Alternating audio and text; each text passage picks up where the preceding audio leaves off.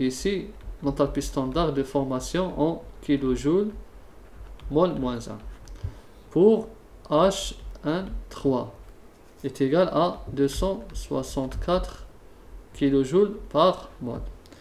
Pour le monoxyde d'azote, l'enthalpie standard de formation est égale à 90,3 H2O2 liquide est égal à moins 187,8 et enfin l'azote, le gaz azote est égal à 0. Donc là on a les différentes valeurs des enthalpies standards de formation des substances à l'état de référence. Maintenant on remarque que l'enthalpie standard elle peut être positive comme elle peut être négative et elle peut être égale aussi à 0. Bon, pour les deux cas on sait pourquoi elle est égale à 0, tout simplement le 1,2 gaz il est obtenu à partir du 1,2 gaz. Gaz.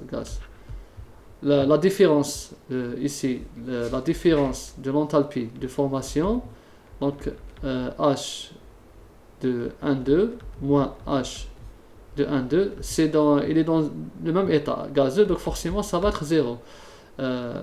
C'est-à-dire l'enthalpie finale moins l'enthalpie initiale est identique, donc c'est 0. Donc tous les éléments, comme par exemple le carbone graphite, l'oxygène, l'hélium, tout ça, le gaz hydrogène, toutes ces substances ont une enthalpie standard de formation qui est égale à 0.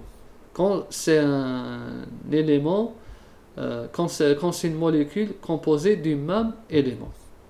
Donc là on voit bien que est égal à c'est-à-dire 0, d'accord. Donc on applique juste la loi et bien sûr les coefficients stoichiométriques c'est important. Donc on va faire delta H de formation de H2O2, c'est combien?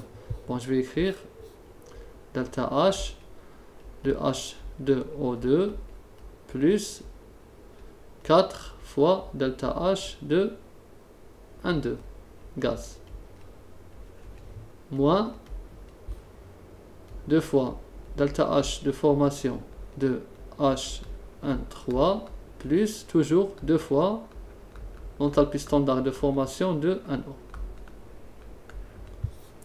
On remplace pour le H2O2 c'est moins 187,8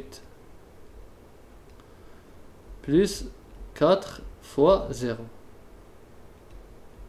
0 c'est le 1,2 kJ mol moins 1 moins 2 fois l'enthalpie standard de formation de H1,3 264 plus 2 fois 90,3 toujours kJ mol moins 1.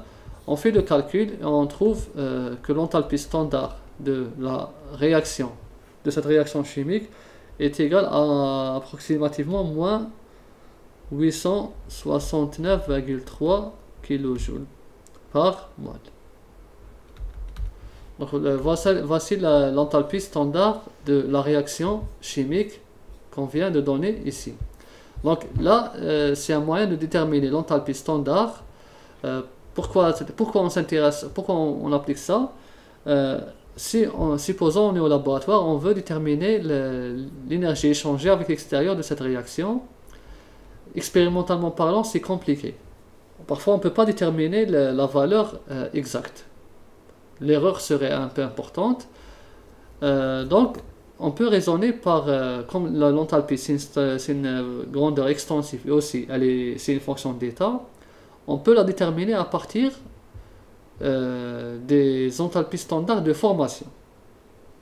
C'est-à-dire des formations des substances qui se trouvent à l'état initial, ici l'état initial et l'état final. Donc, comme l'enthalpie est une fonction d'état, on peut faire la somme des enthalpies standards de formation. Donc là, c'est un moyen de déterminer l'enthalpie standard de la réaction à partir des enthalpies standards de formation des substituants qui rentrent dans la réaction chimique.